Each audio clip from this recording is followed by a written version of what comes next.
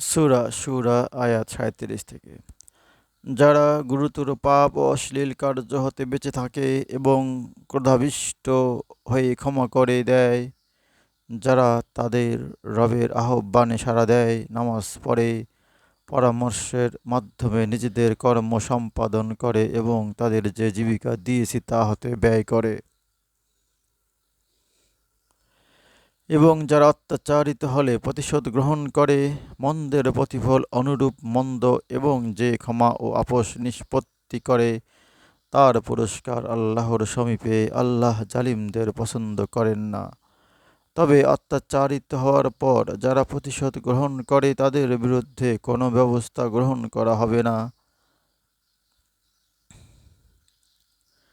কেবল তাদের বিরুদ্ধে ব্যবস্থা নেওয়া হবে যারা মানুষের উপর অত্যাচার এবং পৃথিবীতে অহেতুক বিদ্রোহাচরণ করে বেড়ায়।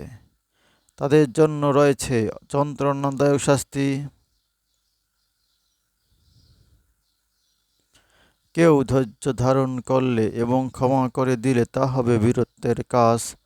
আল্লাহ কাউকেও পথভ্রষ্ট করলে তার জন্য তিনি ব্যতীত কোনো অভিভাবক নেই।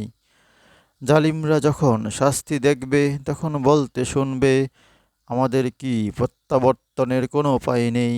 ওদের জাহান্নামের নিকট উপস্থিত করা হলে দেখতে পাবে অপমানে অবনত এবং ভয়ে ওরা অর্ধনিমিত দৃষ্টিতে তাকাচ্ছে। বিশ্বাসীরা কিয়ামতের দিন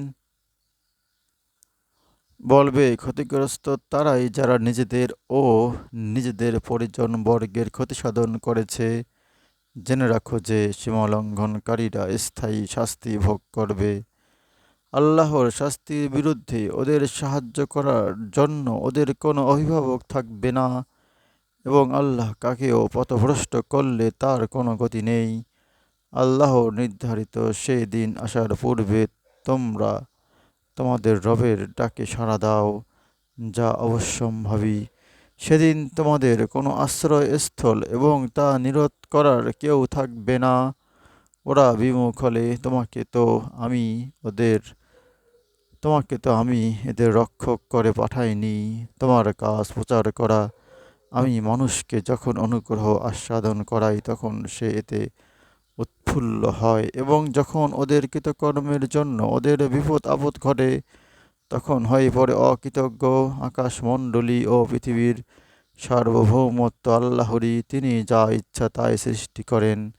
তিনি যাকে ইচ্ছা কন্যা সন্তান দান করেন এবং যাকে ইচ্ছা পুত্র সন্তান দান করেন, অথবা দান করেন পুত্র কন্যা উভয়ই, এবং যাকে ইচ্ছা তাকে বন্ধ্যা করে দেন।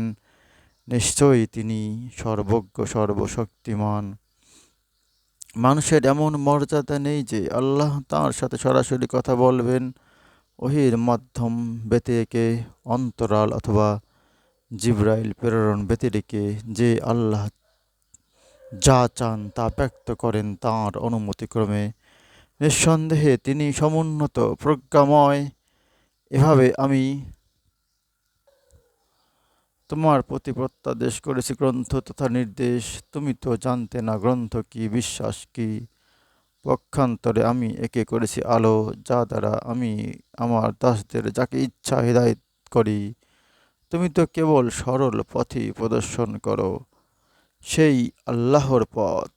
আকাশমণ্ডলী ও পৃথিবীতে যা কিছু আছে তাঁরই। সকল পরিণাম আল্লাহর নিকট। সূরা আশ-শূরা আয়াত ৩৭ থেকে ৫৩। হে আল্লাহ পাক, আমাদের কোরআন বুঝে পড়ার তৌফিক দান করুন। আমিন।